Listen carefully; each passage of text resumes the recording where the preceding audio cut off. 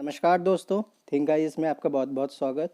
आज हम मध्यकालीन भारत उस समय की राजनीति, समाज और संस्कृति पर चर्चा करेंगे जो 8वीं से 17वीं सदी के मध्य थी, जिसमें हम उत्तर भारत में साम्राज्य के लिए संघर्ष पर चर्चा करेंगे। आज का हमारा टॉपिक है मालवा और मेवाड़। मालवा का राज्य नर्मदा और ताप्ती नदियों के बीच के पठार में स्थित था। यह गुजरात और उत्तर भारत के बीच तथा उत्तर और दक्षिण भारत के बीच के राजमार्गों को नियंत्रित करता था। मालवा जब तक शक्तिशाली रहा, वह गुजरात, मेवाड़, बहमनियों और दिल्ली के लोधियों की महत्वाकांक्षाओं में बाधक रहा।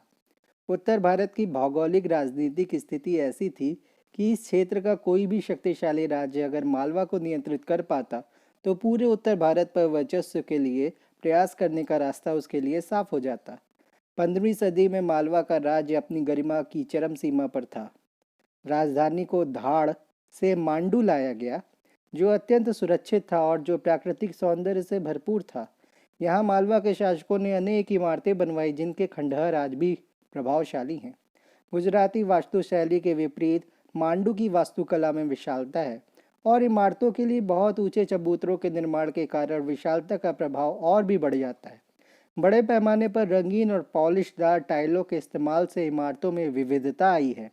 जामा मस्जिद, हिंडोला महल और जहाज महल वहाँ की सबसे मशहूर इमारतें हैं। मालवा का राज्य आरंभ से ही आंतरिक झगड़ों से ग्रस्त रहा। गद्दी के विभिन्न दावेदारों के बीच उत्तराधिकार के संघर्ष के साथ कुलीनों के विभिन्न समूहों के आपसी संघर्ष भी जुड़े रहे। इन संघर्षों का आधार था सत्ता और धन की लोलुपता।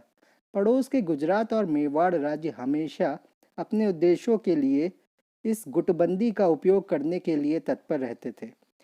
होशंग शाह मालवा के आरंभिक शासकों में से एक था। उसने धार्मिक सहिष्णुता की एक व्यापक नीति अपनाई तथा अनेक राजपूतों को मालवा में बसने के लिए प्रोत्साहित किया। उदाहरण के लिए मेवाड़ के राणा मोक्कल के दो बड़े भाइयों को मेवाड़ में जागीरें दी गईं। इसी काल में बनवाए गए ललितपुर मंदिर के शिलालेखों से लगता है कि उसके शासनकाल में मंदिरों के निर्माण पर कोई पाबंदी नहीं थी। होशंग शाह ने जैनियों को भी संरक्षण दिया, जो इस क्षेत्र के प्रमुख सौदागर और साहूकार यानी बैंकर्स थे। मसलन सफल सौदेगार मसलन सफल सौदागर नरदेव सोनी होशंग शाह का कोषाध्यक्ष और उसके सलाहकारों में से एक था।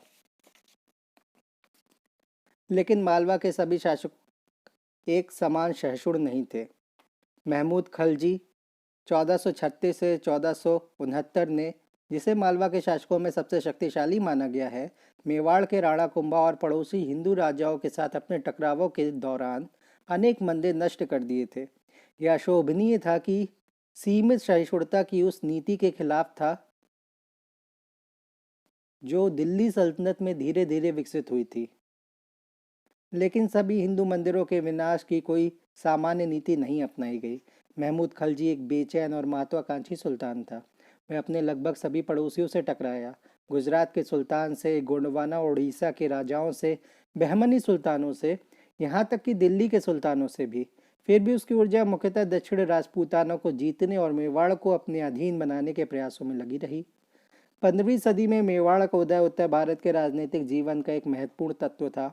हम बता चुके हैं कि अजमेर से निकाले जाने के बाद चौहान किस तरह रणथंभौर चले गए, जहां उन्होंने एक शक्तिशाली राज्य स्थापित किया। रणथंभौर पर अलाउद्दीन खलजी की विजय के साथ राजपूताना में चौहानों की शक्ति अंततः समाप्त हो गई। उसके खंडहरों पर अनेक नए राज्य पैदा हुए। इनमें एक था मारवाड़ राज्य, जिसकी राजधानी जोधपुर थी। नौगार का मुस्लिम रजवाड़ा इस क्षेत्र का एक और महत्वपूर्ण राज्य था।